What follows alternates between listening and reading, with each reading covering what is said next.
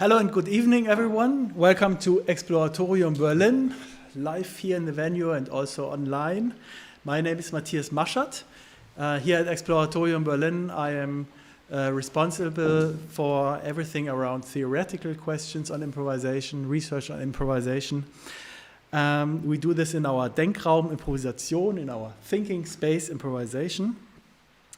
And to that end, I have the possibility and also the great honor to invite guests for talks to Exploratorium. And tonight I'm very happy to welcome four absolutely exciting characters from the world of improvised music and sound art. Angharad Davies, Mariá Portugal, Burkhard Beins, and Yan Jun. Welcome to Exploratorium.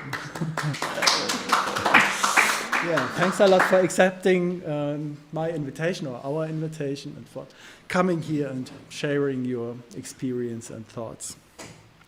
So together with Burkhard, with Andrea Neumann and with Ignaz Schick, I have been setting up a four-part series of talks on the topic of Berlin Echtzeitmusik. It started with an exchange between the three of them on 30 years of Echtzeitmusik. It continued with the aspect of generation, which was proposed by Ignaz Schick. And in December, there will be the last talk proposed by Andrea Neumann and will be about material and motivation. Tonight's theme is Echtzeitmusik and its international connectivity. And I'm grateful to Burkhard, who suggested the topic, and who also proposed to invite Angharad, Mariá, and Yan. When we have been discussing how to organize this, it was clear that it would be great to actually have people here coming from other countries who could contribute to our exchange with their respective experiences. So the idea was to combine it with a concert, which will now take place tomorrow in the course of the series Biegung im Ausland at Ausland and Prenzlauer Berg. You find the flyer here, also on the seats, if you would like to come. You are invited to this. And the idea was also to combine it with recordings which are made by the label Ni Vu, Ni Connu. Hello, Antoine. And the label also invited Yan Jun for another project to Berlin. When talking about such a broad theme like Echtzeitmusik networks, it's clear that it's only possible to look at a very tiny excerpt of this, of these networks, to only look at a few examples. But I can say that we still have perspectives from Great Britain, from Brazil, and from China. And we also have personalities from these countries that bring a lot of experience and knowledge of their respective scenes, but also of Echtzeitmusik. Before we start, let me just say a few words about who is here, please.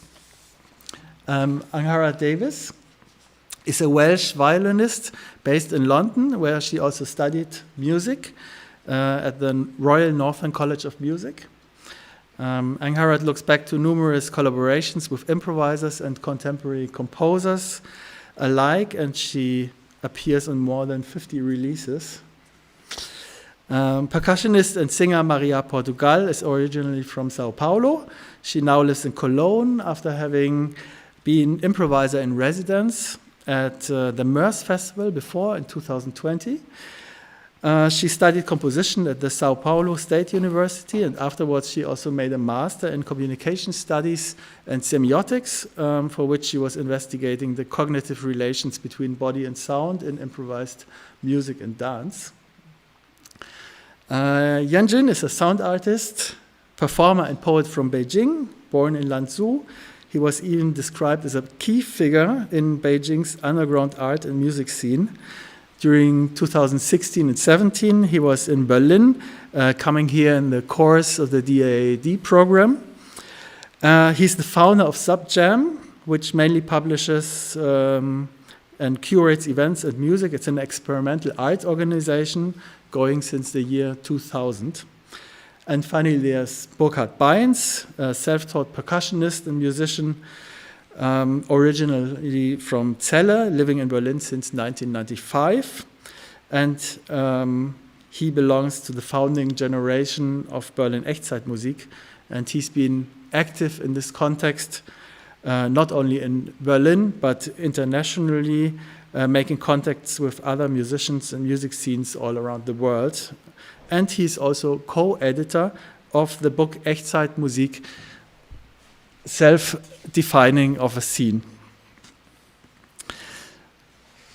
So the first question I would like to ask to Burkhard, maybe you can simply outline for the beginning how you came up with today's topic and what you personally consider as particularly interesting in addressing the international connectivity of Echtzeitmusik.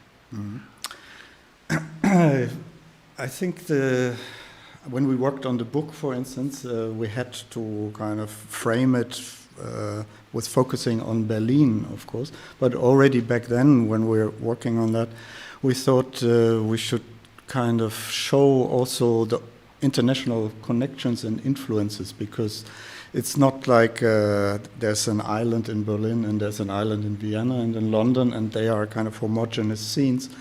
But there's a lot of exchange going on, and most of the participants, they have and had already since the 90s also international groups, of course, groups which are working and living in Berlin, but also international groups, and there are a lot of cross influences.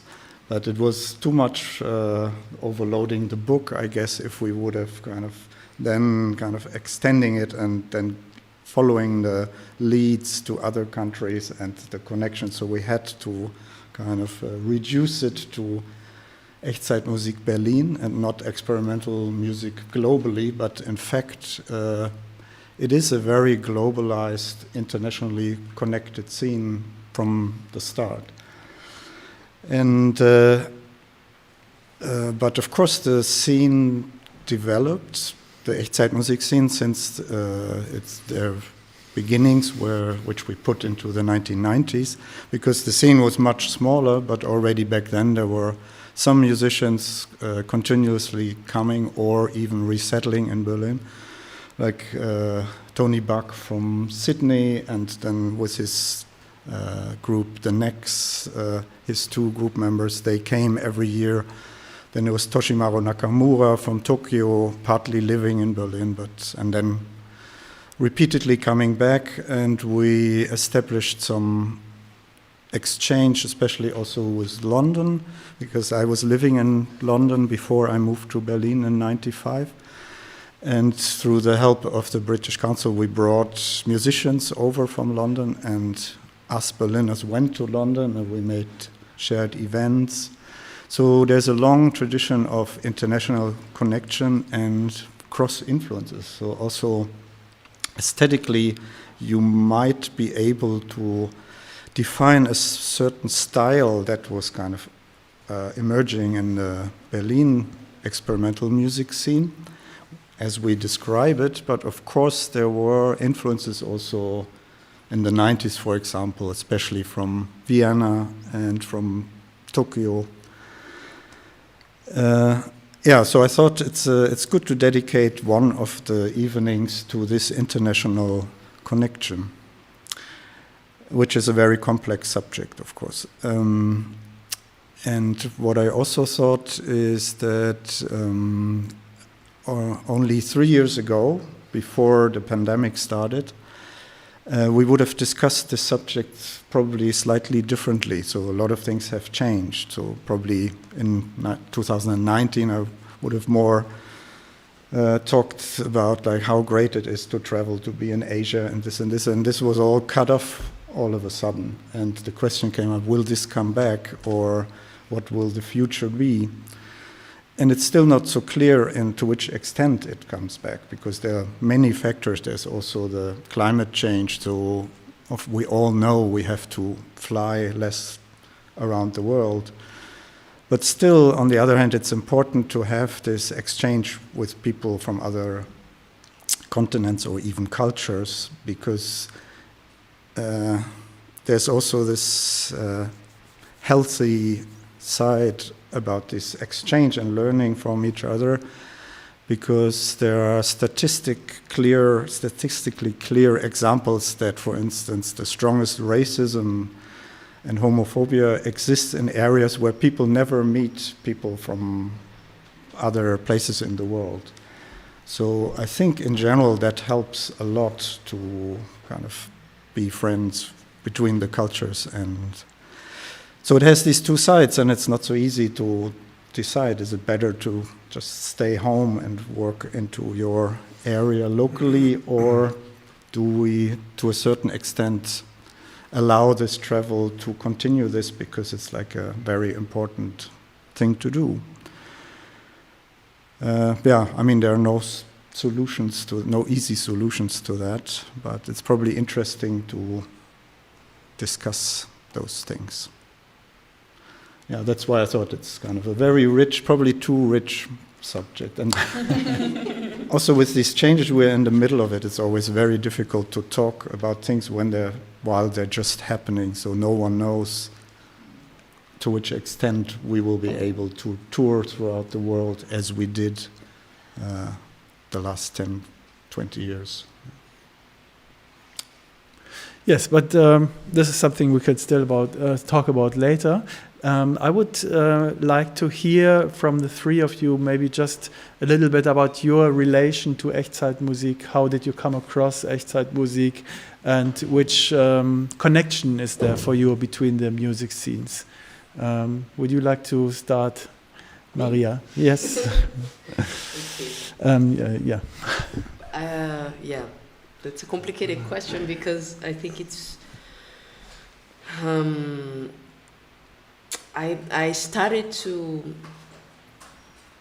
relate myself with the term really recently. Actually, when I started visiting Berlin and accessing the website, you know, that some friend of mine probably told me, yeah, if you go to Berlin, enter the site and you're gonna find there very nice improvised music or experimental music. I mean, so I didn't have, until I came to Germany, I didn't have a very clear idea. Well, I still maybe don't have it, because I think, as you said, I think it's a much bigger scene, and it's a much plural scene than maybe what we think when we think about this name. I don't know, but until I arrived here, until I was actually accessing the website and like going to these venues and watching these concerts there, for me it was something pretty. I think it was something pretty sparse, and I was accessing that through other ways, you know. And for example, when I was studying composition at the university, I was really interested in electroacoustic music, and electroacoustic music, and also electronic music of all types, including techno and dance music, and then I arrived into I think in this moment was where I arrived pretty near the Echtzeitmusik scene with Toshimaru Nakamura, but maybe through the Japanese, you know, like through Ryoji Ikeda, or this kind of connection, which was like almost.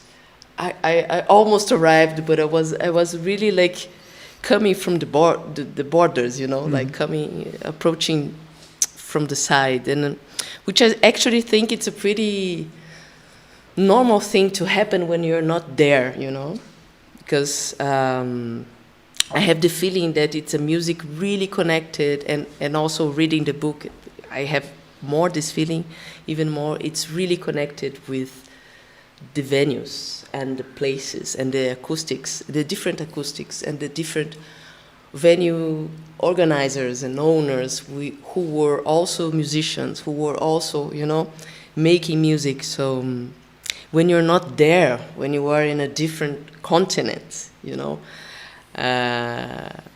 Of course, you can access things, and I used to access lots of things through Soulseek, for example, downloading music, or like in that time it didn't. We didn't have YouTube, for example, so I couldn't see videos, but I could listen. I could download maybe live concerts or this kind of thing. So, but this is all pretty blurred, and it's like it's just a bunch of file names in your HD, you know. So I think I started to materialize this.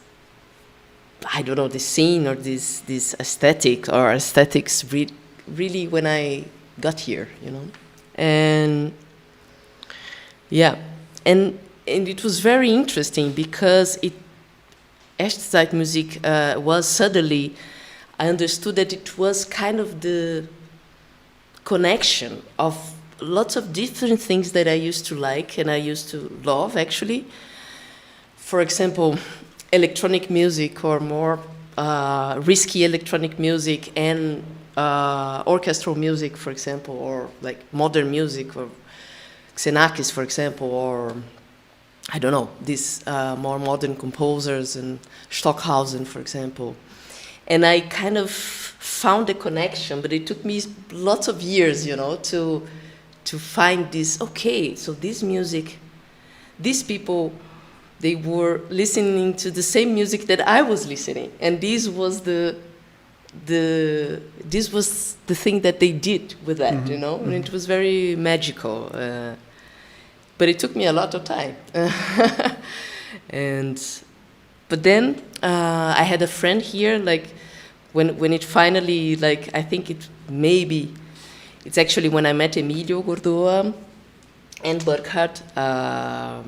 We went to see a concert of a work by them, of a quartet, right, with Jérôme and Emilio and Burkhard and Björn Erlach. Björn Erlach, yeah, and it was like, it was a moment that I stayed here more, and we were watching concerts every day, and I knew already that I was coming to Moers to do the improviser in residence program. And then I came here and I said, wow, this music really interests me and like really makes sense to me, and I want to, once immersed, I want to play with these people, you know. So that's when I really start to, like, I met Burkhard and I met Emilio, and I start to like relate into a more personal level, you know, with this scene. But until then, it was really something that it was around, and I could access, you know, through artists that I found out, you know, researching. But it was really sparse, you know. So, yeah, I don't know if I answered your question. Yes, totally. Thank you. And just to complement, is something. I mean, what interested me, it's, well, there's a lot of things, but it's a. I couldn't believe that this level of control, in the best sense possible, you know, like to control of the sonic material, like control of the sound, and improvisation. That it was, I think it was maybe the first thing that I saw it together, you know, because I used to go to a lot of free improvisation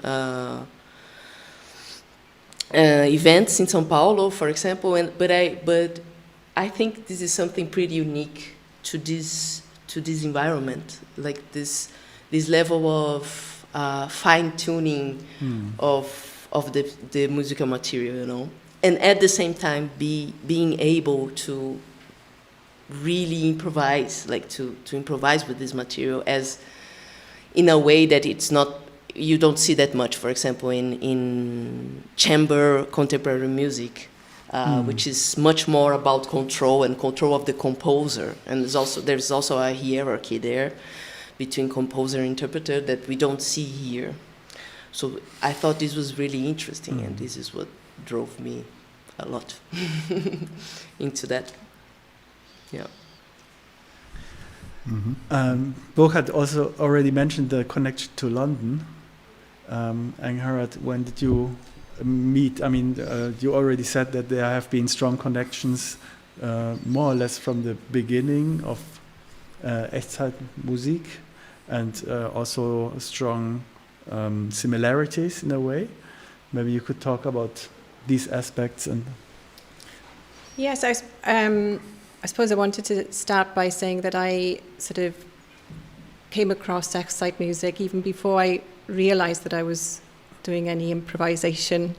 I lived in Düsseldorf for 6 years, and I was pursuing a completely different path, but my brother had already sort of started improvising and had met you, Burkhard, I think, and was travelling around. And others too. And others, a lot. So there are more connections than this. Yes, yeah. And I suppose my connection has been a sort of a gradual one, but one that's been really consistent throughout my practice, and something that I've aligned myself, well, sort of found myself sort of growing towards. And you were talking about the fine quality of all the musicians, and I think it's the discipline and also the rigorous kind of listening to sounds that really attracted me. That I don't know, there was a certain rigor behind the practice that was really interesting, and yes, I suppose the connection with London then was the 213 club. That's when that sort of started there, and also I played with Nikos Valiotis in a group, and he had a 213 thing in Athens as well. So I travelled to Athens, and then Andrea came over to Athens. So there's these sort of little satellites that started sort of emerging for me.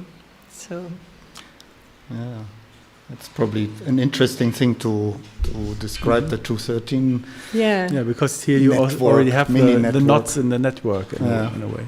Because it was one of the earliest I was involved, the earliest international kind of networks was started in London. So I was living there, not for a long time, but long enough to have, until now, very strong bonds with the London or British scene. And there was this venue I got invited while I was there by guitarist John Bissett, London guitarist, and he was setting up these events like under the name 213 Club, named after a stopped clock on the wall of the venue, which the arms were stopped at 213, so that became the logo. And there was this event called the Relay, which is too complicated to describe, but it's kind of, in brief, it's like an event where in 3 rooms, probably in a whole area of the city, 3 trios start to improvise, and then there are 3 more musicians who, after 15 minutes or start to go to one of the other venues. And every time one musician comes in, one has to leave. And this was going over 3 hours. So it was kind of this flux, and I met a lot of interesting musicians doing the relays. And when I moved from London to Berlin, I started concerts soon after, a concert series here together with guitarist Michael Renkel. And we called it also the 213 Club, and organized some of those relays also in different parts of Berlin. And one of our main things on the agenda was to kind of establish an exchange between London and Berlin, and that's how, what I mentioned before, that we brought over musicians from England and we went there. But also then this third angle came in, that cellist Nikos Veliotis started a 213 Club in Athens and started to do relays. So we went to Athens and played together in Athens, and he came to London. So it was like a triangle already. And we had a label also for a short while, released some CDs. And just now John Bissett put the early documents of the relay CD on Bandcamp. So anyone can access these early documents now for free. Check out 2.13 on Bandcamp. So I think, but that was kind of a miniature network which was in the 90s already there when I started to participate in the Echtzeitmusik scene. And so that's one of the connections. Yeah. This little excursion, sorry, but maybe interesting in this context to tell. Maybe I can just mention there will be a duo between Burkhard and Angharad tomorrow in concert. And you've also been working together before. Yes, but never as a duo. So we played in different groups. Yeah. And I think that was my first gig coming to Berlin, was playing with you and Astrid Vines in a long time ago, end of the 90s. Yeah. When did you come across Echtzeitmusik?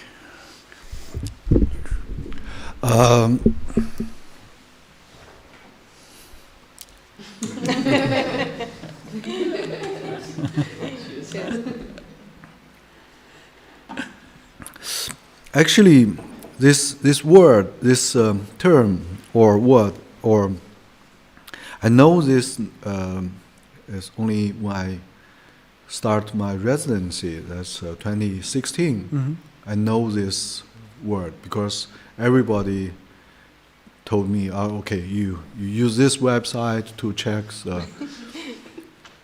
what to do tonight, where to go tonight. So then of course, but actually before this I got a book. I just never really read the title of this book.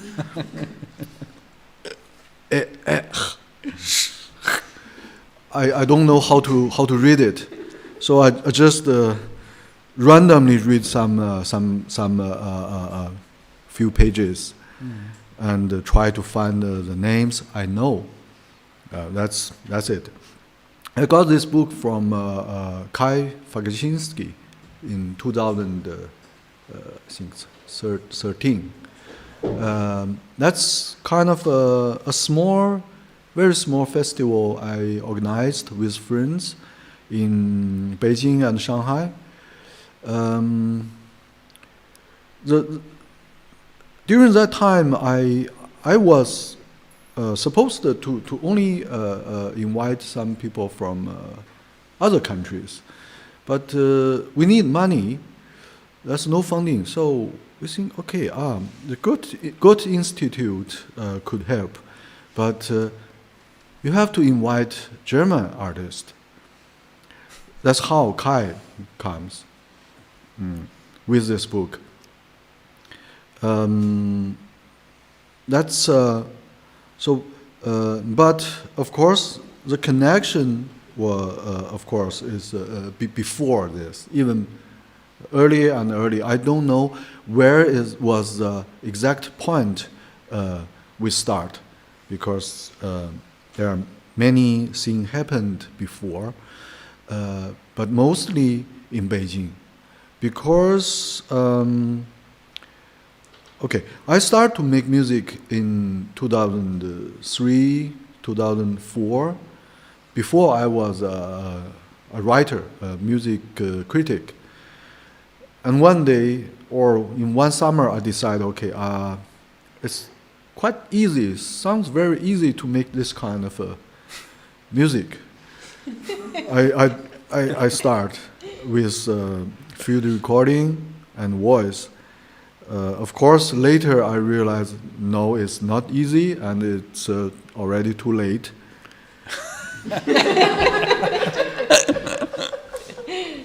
And I start to organize concert. There was one chance in 2005. I found there's a new venue. They opened in 2005. I talked to the boss, the owners. They said, okay, whatever you do, you can do here when it's not busy. So we take Tuesday That's kind of every Tuesday we do this free concert.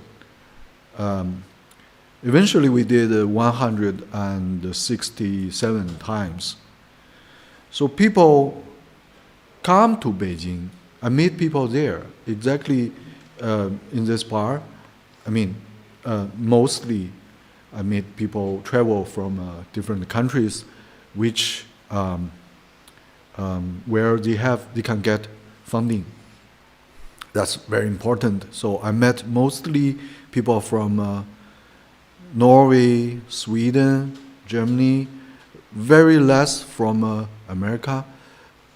That's all because of funding. And so I also practiced my English there, and I met people play different kind of music. During that time, the scene in Beijing was like very much mixed, everything mixed together. At this club Tuesday event, we had all kind of music. Sometimes even like post rock or noise, computer music, improvised music, very classical improvised music, and electronic. What do you call this? Folktronic music. It's kind of I was trying to develop my own music. Until end of this event, around 2010, 2009, I started to travel outside of China a lot. Then I met people again here. It's like, can you help me to play some concert? And of course, we are already made. We have this relationship. So that's I was travel in different scenes, like very underground punk with punk and noise, or improvised music, or electronic music, sound art, every different scenes. But I realized I want to meet more sound like this sound, which is, for example, in 2006 I released a CD by Toshimaru Nakamura and Nicholas Busman. Before I met them, this CD, for me, in the first few years, is one of many kind of music I involved. But later, somehow, I think, yes, this is something I want to go a little bit more this direction. Not, I want some sound more, not continual, more break, and you have some space, and the sound, they are not necessarily to express something. That's the kind of a personal changing. And this changing bring me more similar sound from similar people and this similar scene. That's a. And also, of course, I try to introduce my friends in Beijing, in China, to this kind of music, and I try to invite more or build more connection between this kind of sound and my friends over there. If you ask me what is this Echtzeitmusik for me, it's something like I was used to have the strong, continual, and this kind of sound, this kind of music, and to see something, to express something through the music. Like I'm very angry, like this, or something that's a topic maybe. I want to. There was a time. Okay, there were two musicians from Vienna, Noid and Klaus Philipp. We played the concert in Beijing. Before the concert, they told us, each told us one joke. It's kind of very dry and cold joke. Around the big table, nobody laughing. Everybody was like, I did the translation, so I supposed to not laughing, but everybody sit like,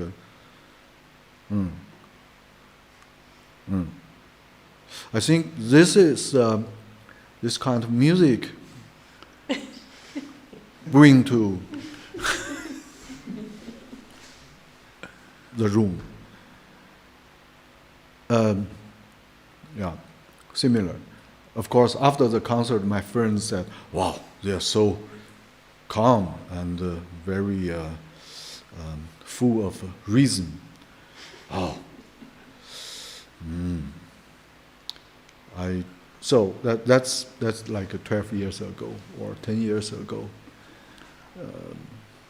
So for me, it's kind of I want to get some dry and cold humor or not humor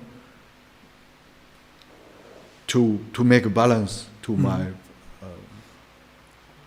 life. Very hot life. Can I add something? Which I think it's I identify with you a lot, because every time I play with Burkhard, I feel so messy, because I can't, like, I'm Brazilian, so I'm loud and I make a lot of noises when I go to get my drumsticks and they fall. And I'm always trying to incorporate that messiness in the music, and I think it's a total contrast with you, because I don't know, like your gesture is so like, and also Emilio, who's also Latin American but lives here for longer than me. It's too long. You two in our trio, like you two are really precise, and I think.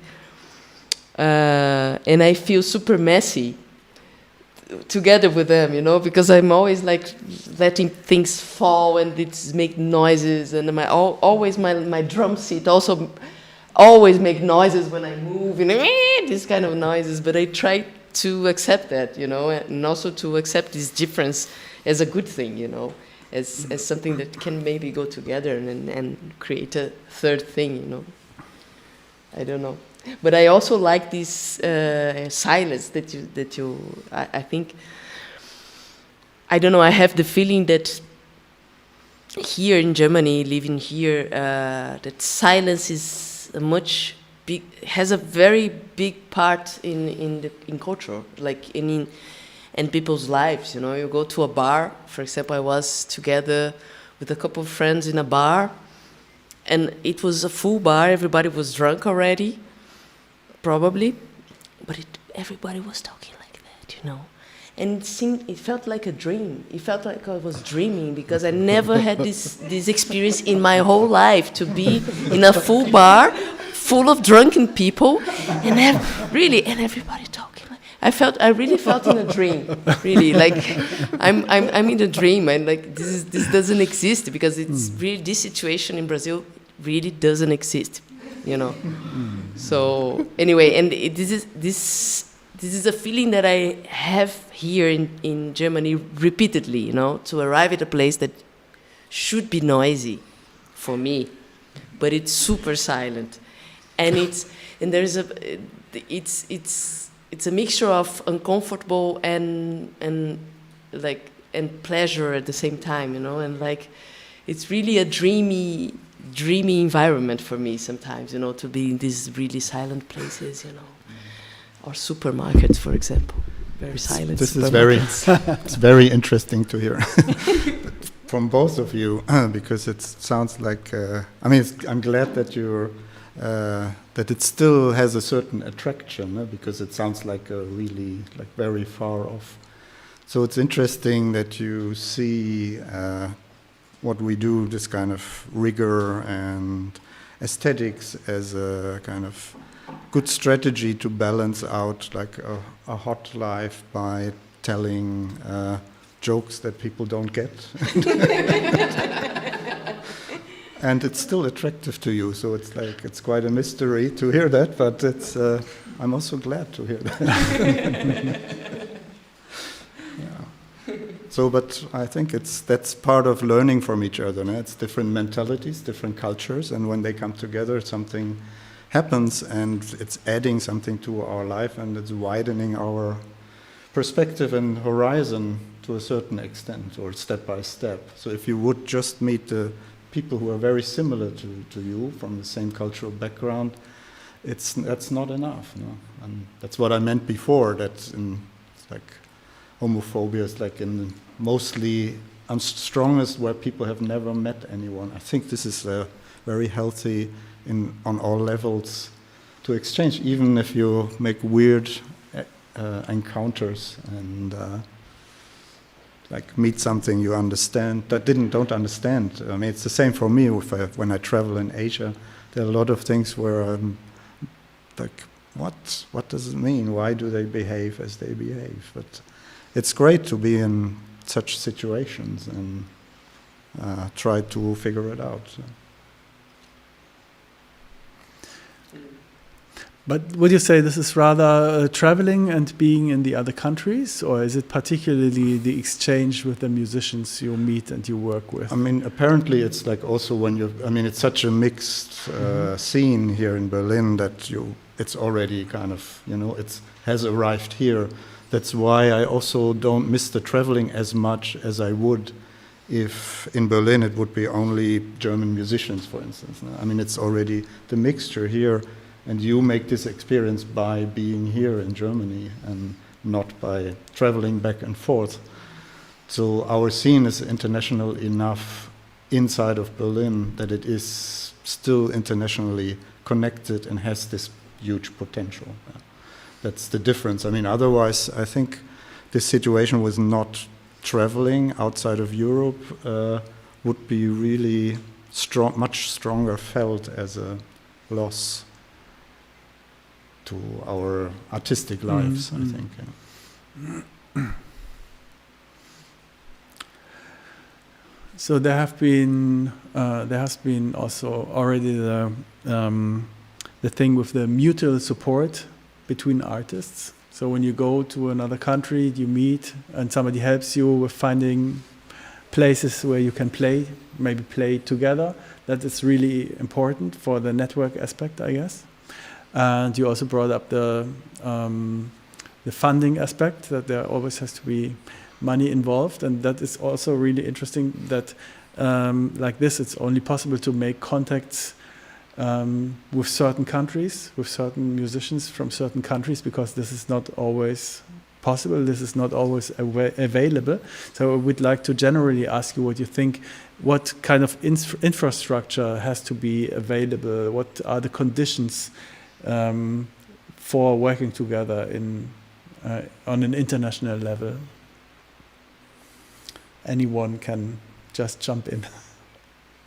But just aside from those as well, there's also the generosity of, well, in my experience anyway, with all musicians, is that they're very generous with the spaces that they live in. So if you can't afford to stay in a hotel or something, that you exchange your living places. There's somewhere to stay always. So that's been a really very fruitful sort of thing, a side thing that happens alongside travelling as well. It's not always funded, so you're really dependent on everybody's generosity as well to give places to stay.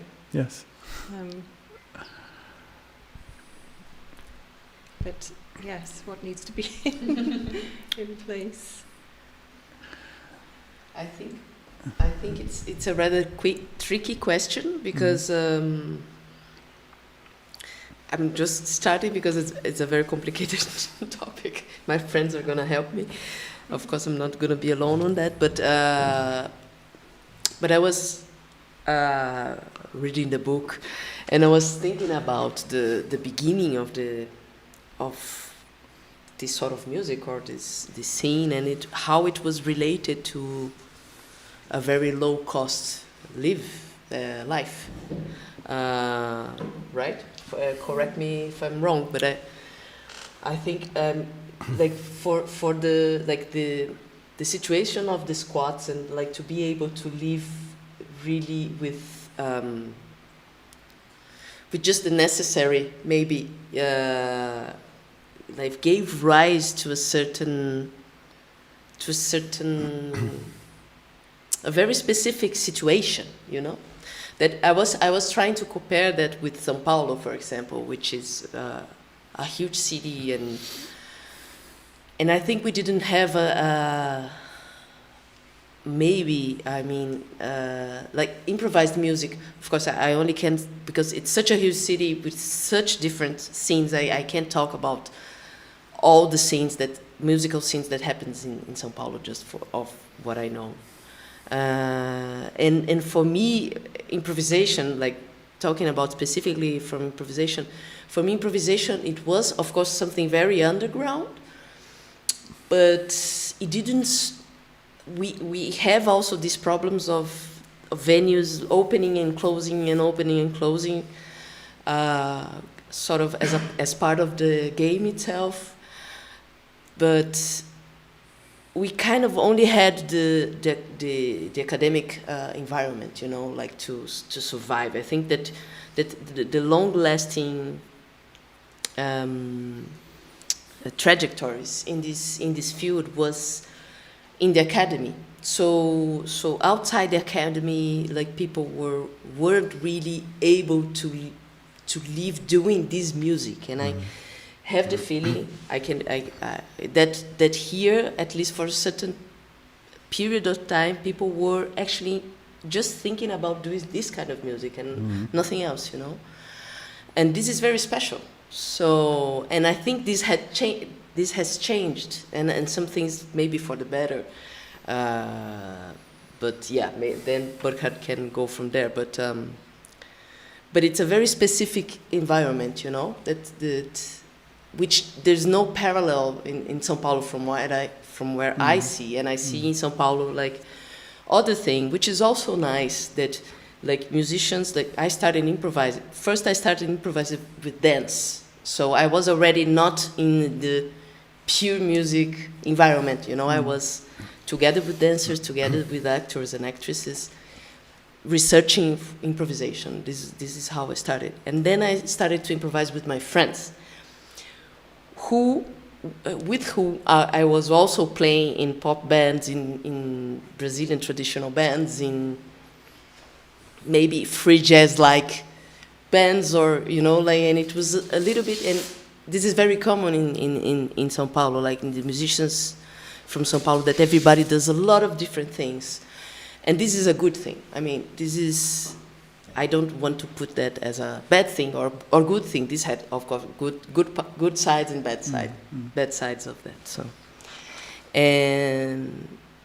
So I started already, and also like I identify with you as well, because I feel that your environment also in your city is also very similar. Like this, like you cross through like these different styles, and sort of like, for me, everything was kind of connected and kind of blurry, you know. It was, and then it got really specific when we were in academic field. Then it suddenly became specific. So electroacoustic music, or academic improvised music, or, you know, but really focused.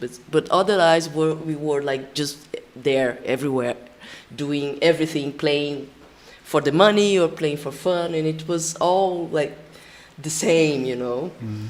And usually, for example, playing great improviser in Brazil called Thiago França, who was one of the first guys who put me into the improvisation situation with music. He has also a parade, like a carnival band, carnival parade band, very famous. So, and he doesn't see there is no conflict in that. Like one thing fits from the other.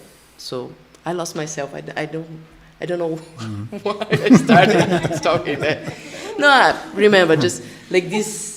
Maybe Burkhard can talk more about this very specific situation I mean, that's in the 90s, right? Of course, that's what brought all the musicians from all over the world to Berlin.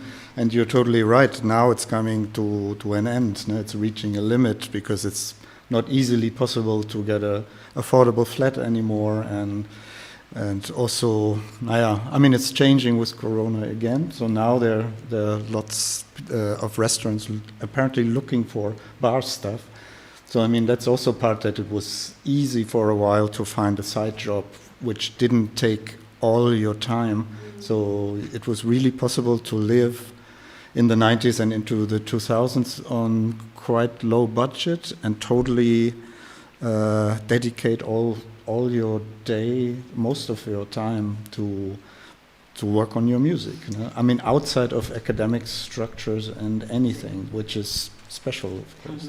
Or was special. That was my very first impression of meeting Andrea and Annetta when they came over to London. I remember sort of going to pick them up and sort of driving around, but just sort of squeezing the gig in a huge amount of teaching all the way around, all day, every day, to supplement living in London. And I remember Annetta and Andrea just sort of saying, what are you doing? But there was a real, a real feeling that you did have quite a lot of time, whereas, I don't know, it's just, I feel as if it's just been sort of grabbing time, totally, to develop a practice. Yeah, that's exactly this. And it still feels like that when I come to London. But this is why I moved to Berlin in the first place, because I tried to live in London, and then I soon realized, well, I would have to work like full time for low wages just to pay my overpriced room in a shared flat, not even in the center. And it takes so long to get to the venues and back that I would lead exactly this life. And it is like this. After a gig, everyone has time for one drink, and everyone is rushing off to the last tube. And there's not so much social exchange and also talking about the music, because people come, set up, and play, and then they have one drink, and then they go. And people hang out like unlimited. And unlimited creativity and inspiration, of course. That's super different, and that's why I moved here, and it's totally true. And although it's becoming harder to survive here now, I think the whole scene is totally informed by this. The structures are established like this. These clubs which are still there and often kind of have a long history are coming out of that time when this was possible. And now it's harder, but I think luckily we're in the lucky situation in Germany that the Kulturförderung, the cultural support system is pretty good, and is also recognizing, and now in Corona even more surprisingly or luckily, recognize the value of art and also of difficult art and unpopular art, that this is really like in a democracy has sort of specific function also to criticize and questioning the status quo, that it's pretty well supported. So I think in the beginning when we were living like on almost nothing, and I was kind of surviving by driving the taxi like 3-4 times a month, it's now kind of has shifted or supported by the cultural funding. So, and we, the older generation, we also reach the status where we have more access to the funding. So it feels like a crossfade the low-cost living disappears while the funding possibilities went up. So that's why it's still kind of like this. But of course, arriving here now for a young musician, it's a totally different thing than when I arrived in '95, I think. So that's. But the scene is there, and it's kind of keeping it up. And we do things like the Echtzeitkalender, where it's all volunteers. Sometimes people think it's an organization or something, and ask, "Can you hire me or can you give me a gig?" We write back, "We're just volunteers. There is no organization. There's not even a spokesperson who could speak for the Echtzeitmusik calendar. It's just like every weekday, a different musician puts in what people send." And that's it. So, but that's the community thing that's coming from this kind of basis of living in squats and setting up venues with no money, and so I think you're right. That's the attraction of Berlin.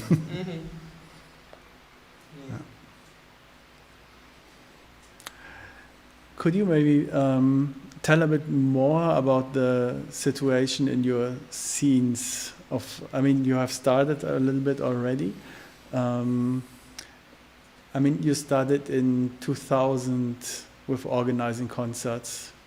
How was the situation back then? In the beginning, have there also been very many international contacts already? That concert I mentioned, that Tuesday concert I mentioned was started from 2005. Of course, before, I would say, okay, let's say the very first this kind of music or strange music or experimental-ish music concert in China was in 1993 when John Rose and Otomo Yoshihide played in Beijing. The second one was in the same year when Zhang Zong and Yamazuka Aye played in South China. So that's not long history. There was no such long history. In the late 90s, still quite rare to see this kind of musician travel to China. If they travel there, they could hardly find something to do. I remember in 2001 maybe, or 2000, there was some one noise musician from Japan asked his mother and asked his mother's friend in Beijing and asked his mother's friend's son to someone and finally to organize something for him. And that was the first noise concert in Beijing. There was not a lot of this kind of connection before. I think also depends on this supporting this funding system, how this works, and of course you have to meet people.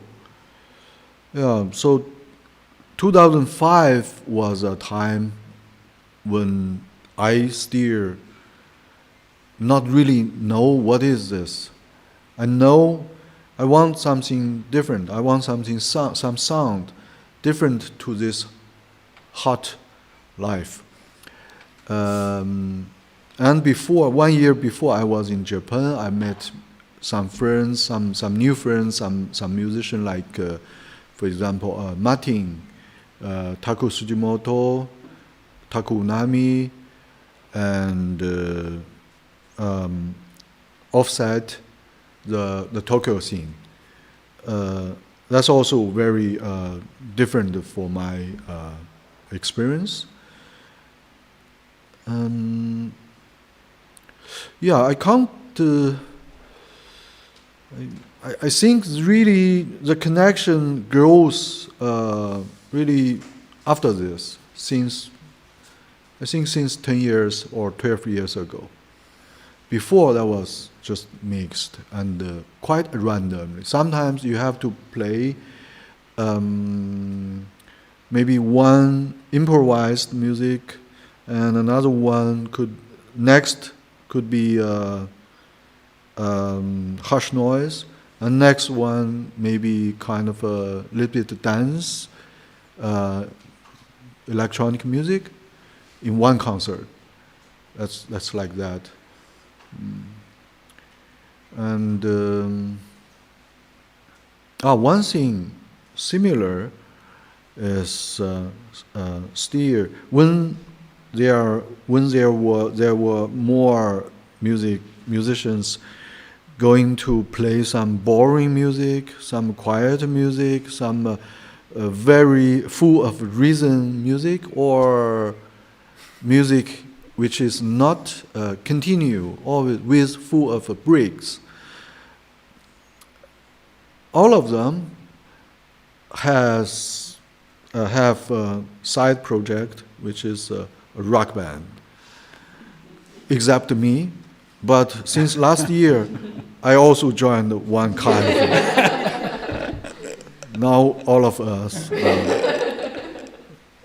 Today we play in a kind of I scream on the stage, and next day I play something like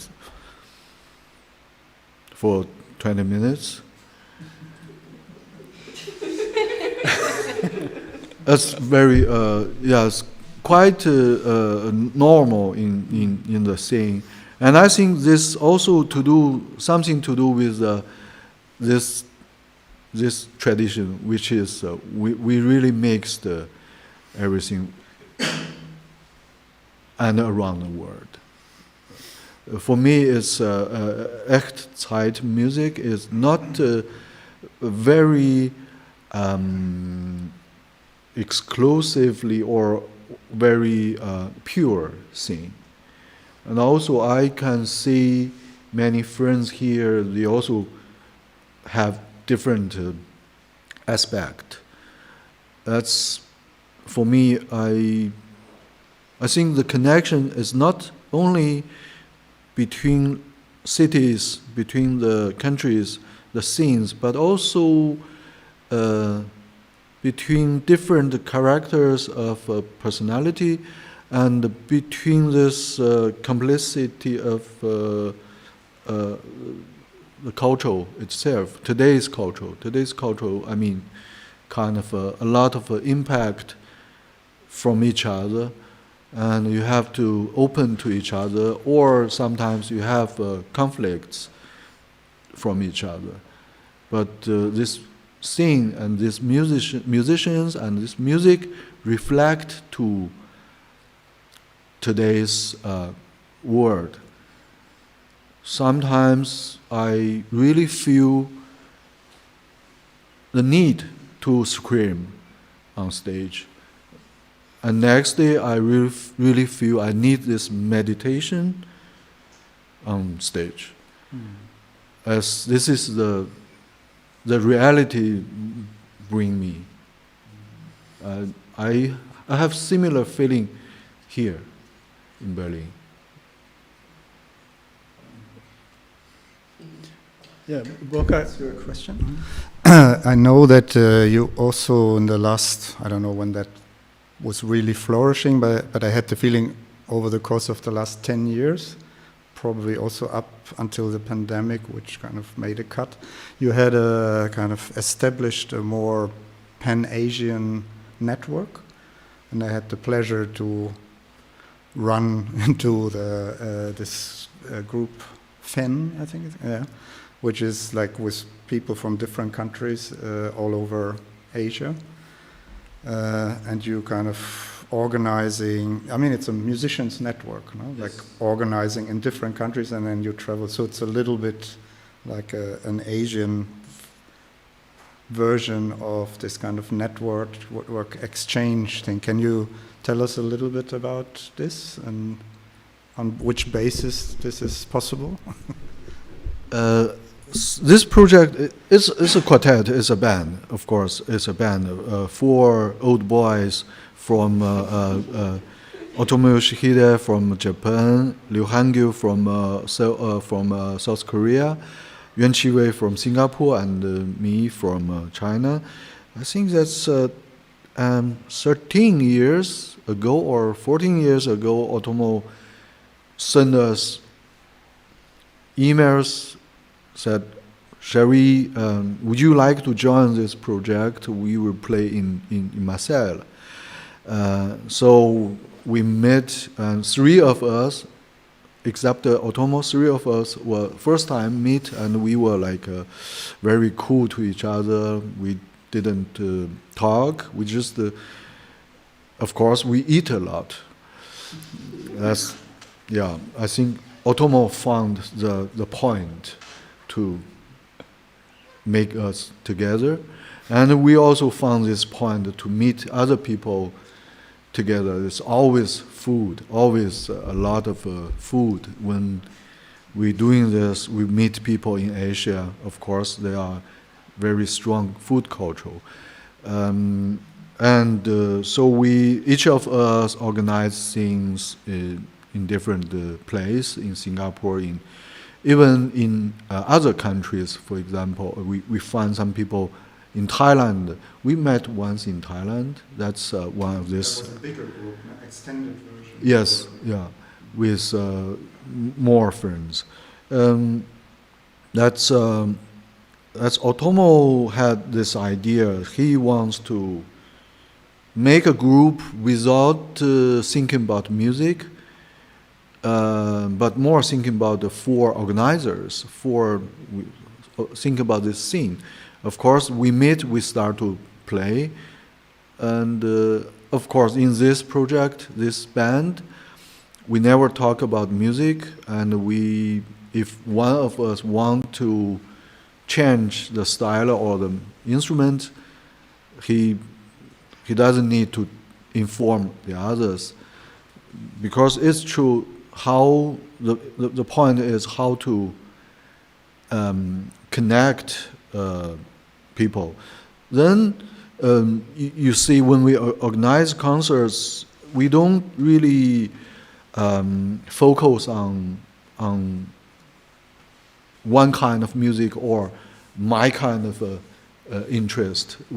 Of course, we invite different musicians.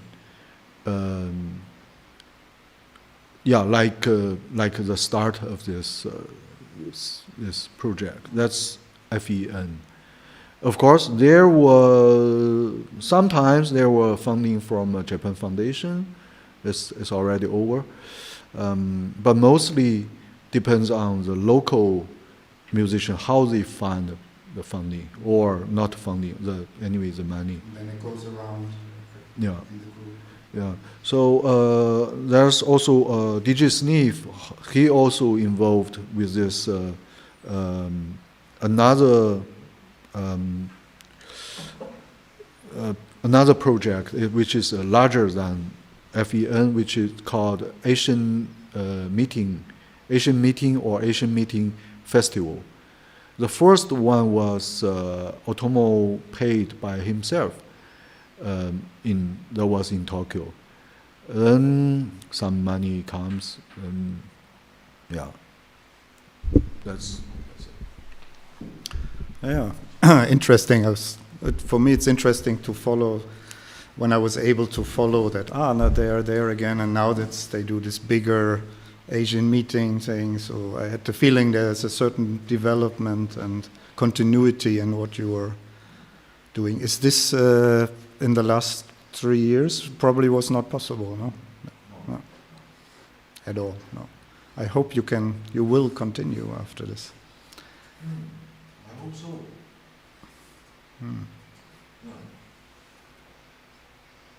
Actually, there was the plan to do a tour and to do something in Berlin as well, but Yes. yeah, but it didn't work out. There was a plan to play in Bergen, in Norway. Then we will tour in Berlin and other countries. But of course, it's almost not possible to travel here, and so maybe next year. And it was difficult enough for you to come here, no? I've heard. So it was like a long struggle, and yeah, luckily you made it in the end. Yeah. This is Lucky. Yes. It's really yes. After it's I would say it's not everybody wants to be opened or to connect to other people. This is part of the human nature. The human nature are really very complicated. So when we make music, we think, oh, yes, of course, music is the universal language. We can meet people, we can make people together.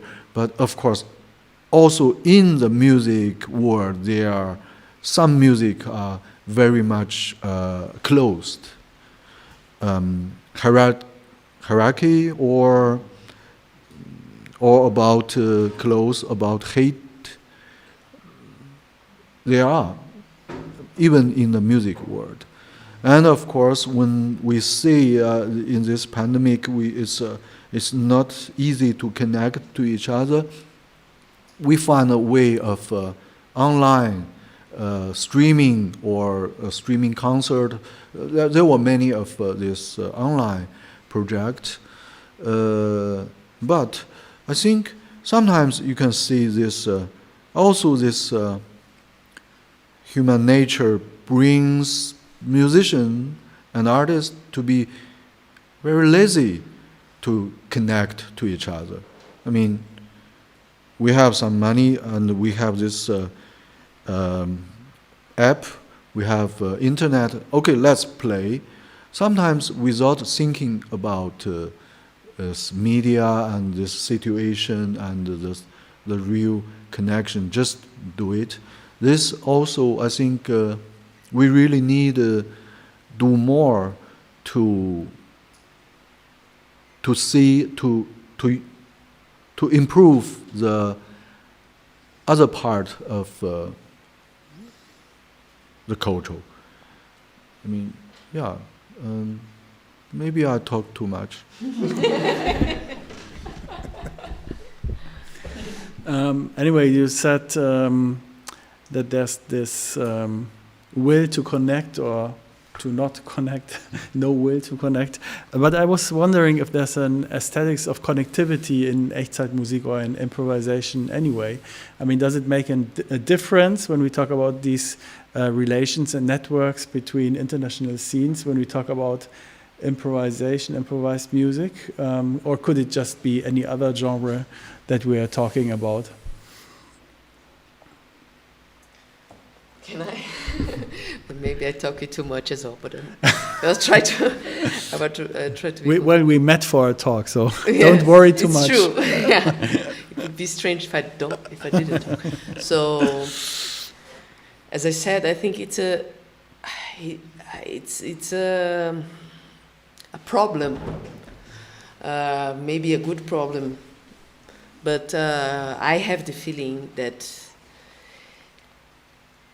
improvisation and even more this specific kind of improvisation, I don't know if Echtzeitmusik or an improvisation which is really focused on listening and on also the relationship with silence and with the quality of sounds in a really very, very, very detailed manner.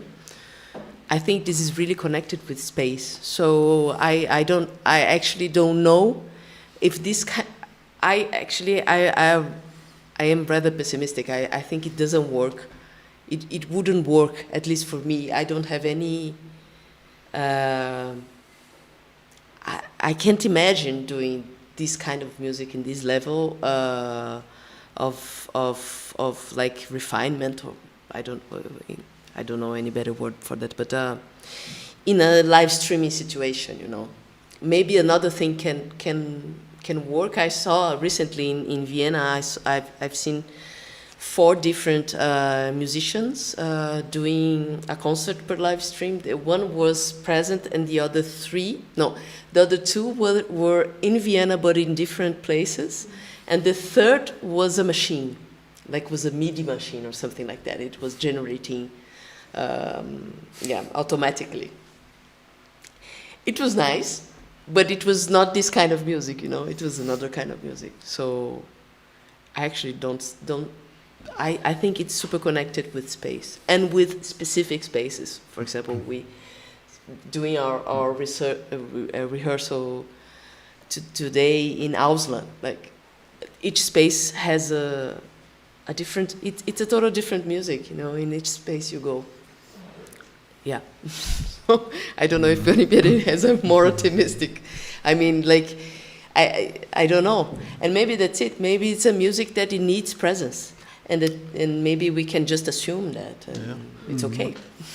Actually, in the first talk that we had, we came up. I think you came up with the term Echtraummusik instead of Echtzeitmusik. I remember this. Yes. Yeah. Because that was also without audience, only live stream. The first talk that we did, and we also had been talking about the importance of being together in the space and the presence of audience and the presence of musicians together. Yeah, because it's not just only the ears. No? We connect on all sorts of levels. Probably we are not so much aware of it because we're making music, so we're very much focused on the listening. But I think to be in the same room, the body reacts differently than if we have headphones on, and it becomes totally abstract, and it just turns into something different. And a music that's not pre-composed but kind of collectively achieved together in the moment needs also us to be in the same space. I think you can't kind of disintegrate that. Yeah, and I just find, well, I suppose it's early days, isn't it? But just the sound quality online is just, it's impossible to hear everything clear. And I suppose we're so tuned into listening in such a way that it's a new thing, isn't it, to get used to. But that sort of physicality of being next to someone, I think I really, really miss, and it feels very, well, I didn't do that much actually during the lockdowns and everything, but it just felt even more lonely, sort of trying to connect to these sort of other people through, yeah. I was wondering if, I mean, it's really hard to answer probably, because anyway, probably it's not that much about cultures and about regions, but rather about a certain genre, about a certain avant-garde approach to music that connects people, rather than that the country where you come from is of certain importance, or the culture that you grew up is of certain importance. So there are connections anyway, I think, with this certain style of music between the people who meet. But still I was wondering in how far the relations to people from other countries have changed your own art, your own music. It's hard to say that in a concrete way, but maybe you have some examples of these kind of encounters that changed something in your own approaches or whatever.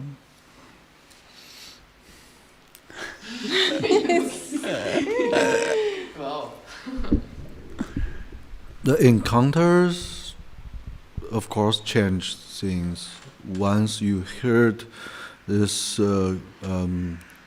dry joke, you, for me, I remember, I decided I have to remember these 2 jokes, and I would like to talk to other people. So sometimes I talk this to, and more other jokes to friends to enjoy this strange moment after you talk this and everybody. There was this moment I really enjoyed. So I think this is something very direct reaction to me,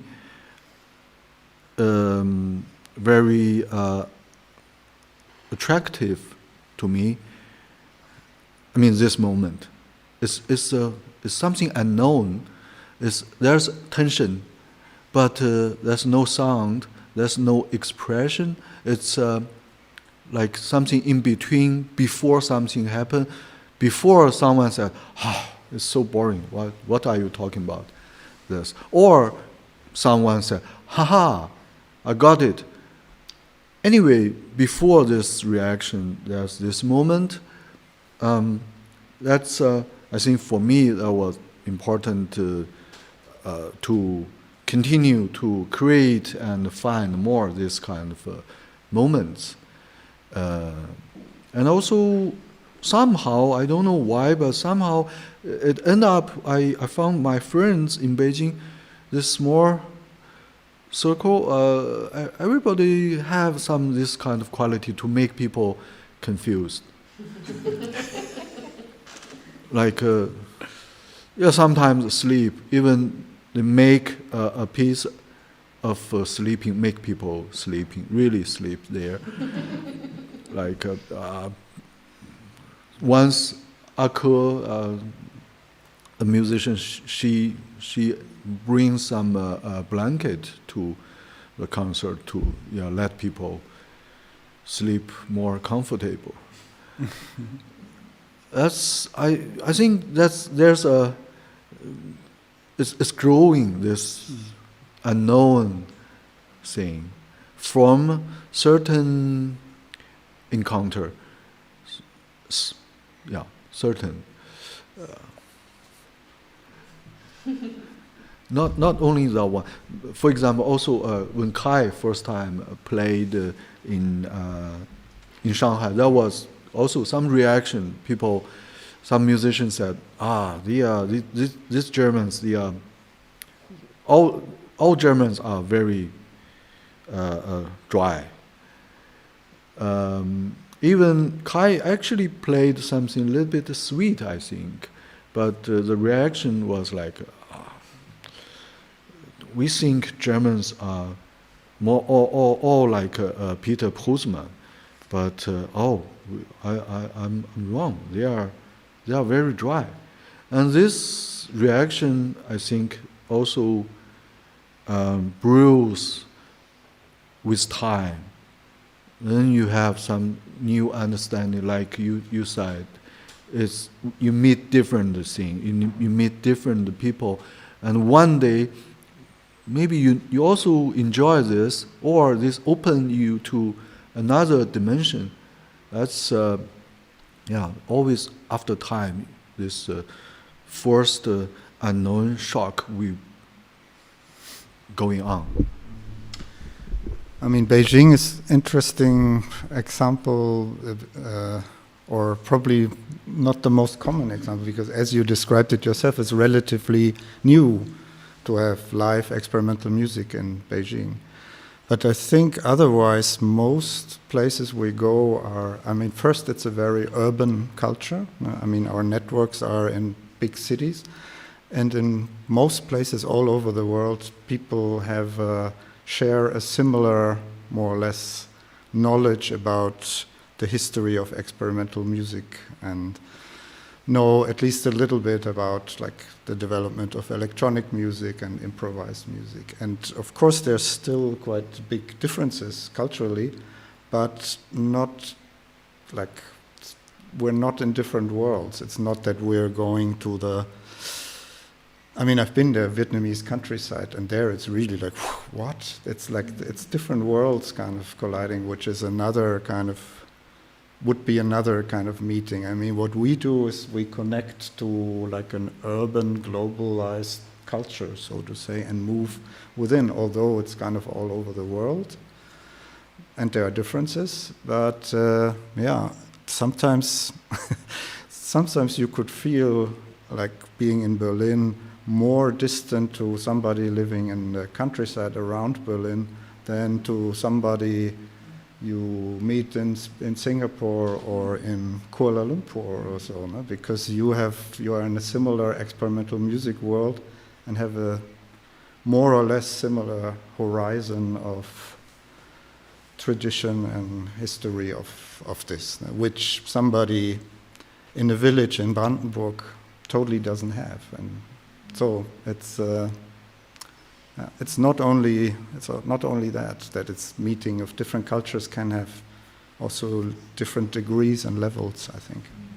But in Beijing, it's not so long established, so it's quite interesting to hear how reactions to Kaifa Kaczynski are and what people think.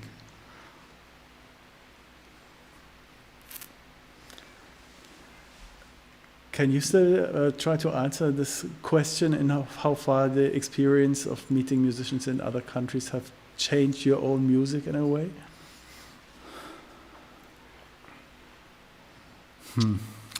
That's difficult to put in a few sentences, no, because it's so rich and depends on which countries. No? Which kind of people? I mean, I certainly, sort of just the short time that I lived in Germany, I felt that, I mean, it is really difficult to answer it, but just on a sort of generalized thing, that I, for the first time, had an invitation to be an artist in Germany, whereas in England, you're not really classed as an artist at all. It's just you just do music, and there's a definite appreciation for the art, more of an appreciation for the art here. And I think that helped me sort of really value what I was doing, whereas before I suppose I didn't as much. So, but yeah. That's a good point. No? So maybe it's easier to give a negative answer and say by going to other countries and other cities and see how the scene is probably more struggling there or has kind of established something that you couldn't imagine here. You learn, it becomes more relative, no? So you don't fall into the trap to mistake the Berlin scene as the world. It's like there are so many more possibilities and also so many more difficulties in other places where people struggle and still do it, and this is also encouraging, no? So you also kind of become or stay more aware of what a luxury that is, that we can live and work in this environment in Berlin. So I think alone this is very important, I think. I would also talk a little bit about, I don't know, I have the feeling that I don't believe in a universality of the music in a way that, like, I don't believe that the systems of music are universal. This is a topic for more talk later. But I really believe that we are always dealing with the same problems, which are problems of our existence in this world.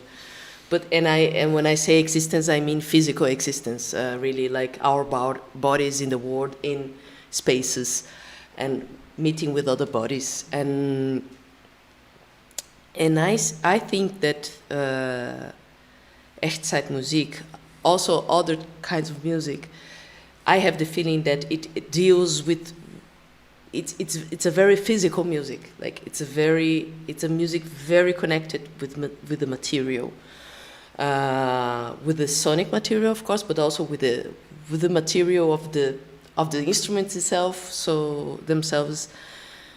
And I think this is a universal question. I mean, like since we are babies and we let things fall in the in, you know, and we feel the difference between the weights of the objects. We are dealing with certain kinds of parameters, which I think it's really, really present in this music in a poetic way. There are also other kinds of music which also deals with these parameters in a poetic way, and even we could go further and say that every music, more or less, like more abstractly or less abstractly, deals with this kind of weight and powers and dynamics. But I think this music is really direct. I mean, this is my feeling. It's dealing with our lives, like our everyday life, sounds that we have in our hands, literally, you know. It's not dealing with some very, very, how to say that, very specific, ultra-developed instrument, you know, or a very specific, ultra-developed technique. It can become that, but emerges from like the direct contact with some material, some physical material, either an instrument or two stones or I don't know, could be anything, you know. So, and I think this is a word, everybody deals with that, you know. If we are born and we have gravity and we have objects and we have other people, we are dealing with that already.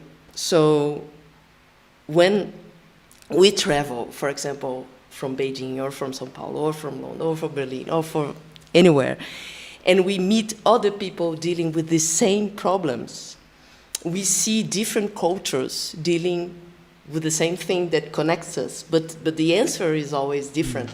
Of course, it's always a different environment. It's always different people, different backgrounds, different history, different materials. Like Burkhard has to travel to England to find the right stone, you know. So that's it. And that's only my obsession, I think. But it's about this specificity, and this is so beautiful because it's ultra specific, and at the same time it's ultra universal, you know. And I think this kind of music could only exist here, but it makes sense in Beijing, it makes sense in São Paulo, it makes sense in London, it makes sense in Tokyo, it makes sense, you know, can make sense if you're dealing with this, with that, which is universal in the end, you know. I don't know. Yeah, that was a nice statement also to find an end of our discussion, but I would still like to ask if there are remarks or questions from the audience.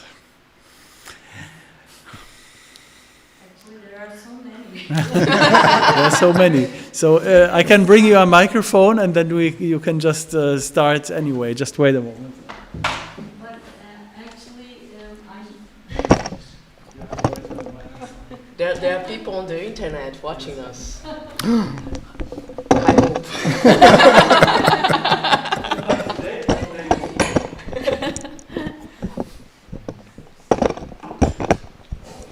Thank you. Thank you, first of all. It was so nice to be here and listening all these beautiful chat among each other. And actually, I really believe that there might be so many questions, and there are in my mind listed, but I need to choose one or two now. So that's why my priorities are the matters of the democracy that you have mentioned, democracy in the non-popular art music, if we approach through that point of view. And also the nature of the Echtzeitmusik, which also contains that approaches of non-idiomatic, which not carries cultural references related to each individual musician's cultural heritages.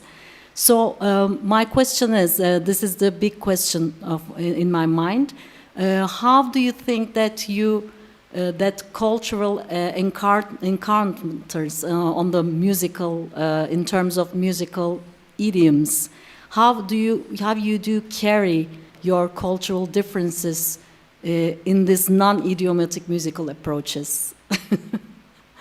This is a big question mark of mine, because it may be in a cultural relationship, maybe more free than musical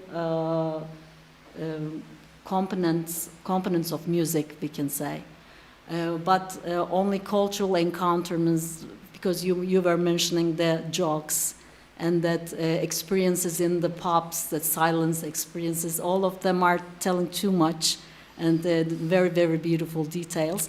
But in music, we don't hear that cultural references from your own cultural heritages. So how do you think you're carrying them? How do you meet the cultures there?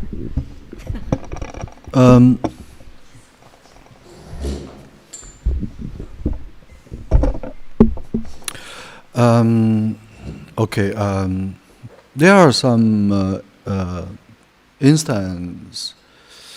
I think culturally, if we really go this way to analyze the music and its social background, there are some,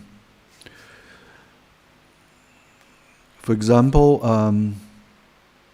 you mentioned democracy. I think democracy in improvised music in Europe is something like a very important principle. It's like it also refers to the political tradition, and also the tradition, the philosophy tradition of dialects. But my experience is different. My culture, my background is different. Maybe this is why I'm not very fond of dialects in improvised music. Sometimes I feel it's too much equal on the surface. When we have this kind of equally, you play some sound, I play same amount of sound, you play certain intensity, and I play same. Or you talk, I talk, like this. I immediately felt like it's not my thing. I have some different ideas. For example, I believe if there's a big sound all the time, a big sound, and there's another small sound all the time, then there's a moment this big sound is smaller, and you can hear this small sound still there, and you feel the power of the small sound, and you feel, yes, the power, they are actually, that's equal. And this, I think, is difficult to find in the classical improvised music in Europe. Otherwise, if you play like this, it's bad manner. I mean, and there are, and also the sound. I mean, it's not 100% always like this, but always I can hear the sound. Here, the sound is more distinctive or more clear, high definition. But sometimes, for example, my friend, I have one friend. He always in Beijing. He always play. You don't know what is this. Is this intended? He played, or just without intention he touched something. You never know which part is his music, which part is side effect. And yes, that's the sound also. He has this different sound. I mean, for me, it's reflect to the reality, not only the tradition. I mean, the reality, because the reality is not clear. Everything is not clear. You have to guess. You have to guess what this means. This sentence means from the government or your friend.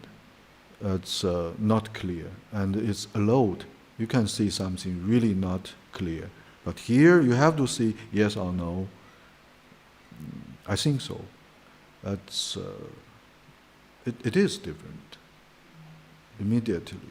And also my experience, I think in Japan, they have their own reflection to their reality, and also other place. Yeah, but then it's still possible to work together, no? Even if you have this kind of concepts, and this leads to this also. No, I think to put it in a more abstract words is like what I think the potential is in the music we make is like it's an appreciation of plurality, that it doesn't have to lead to agreements all the time. We can, and also appreciation even of ambiguities where it's kind of not really clear. It can be this or that, but it's not important that I fully understand before I add my thing to it. It can coexist at the same time, and it's not pointless and also not just lazy or looseness or something, because things emerge out of that, which is a great thing to experience. So I think that is the high potential for for democratic developments and culture that lies in this music. And I mean, we have too much of people are fighting for this position or that position, and to the point that they can't communicate anymore with each other. And yeah, this is kind of the opposite. So I think there's an inbuilt potential for kind of appreciation of plurality and something like this. And also it has the capacity of embracing failure as well, which is also a really great place to be, actually, because out of failure often the best things emerge. So it's quite a powerful way of communicating, I think. Thank you so much. More questions maybe or remarks? In terms of audience, may I have one more thing? Because I'm really new experiencing the scene. It's been just a couple of months I'm here, and so I'm at the beginning, but I'm proceeding. So far, I can see that definitely it is much connected with the space. Echtzeitmusik music must be really pointing really good out the situation, but also the details like instrumentation, even instrumentation, not the space, even instrumentation change the audience's reaction. This is what I'm beginning to observe this too. And with the different instrumentation, the same people, same individuals from the audience, I'm encountering them in the different spaces, and they might act differently. It is very interesting. This musical experience has so many different inner dynamics. So this is what I can say so far. But I'm just at the beginning now.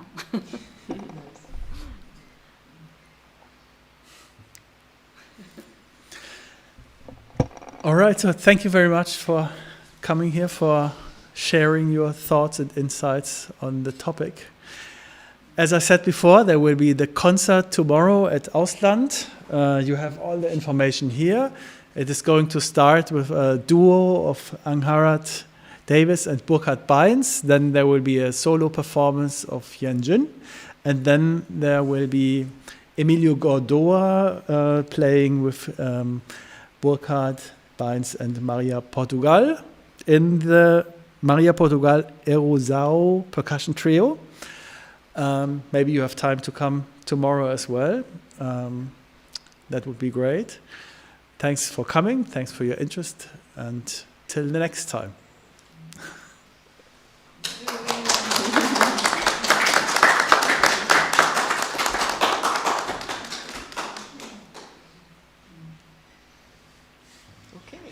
Okay.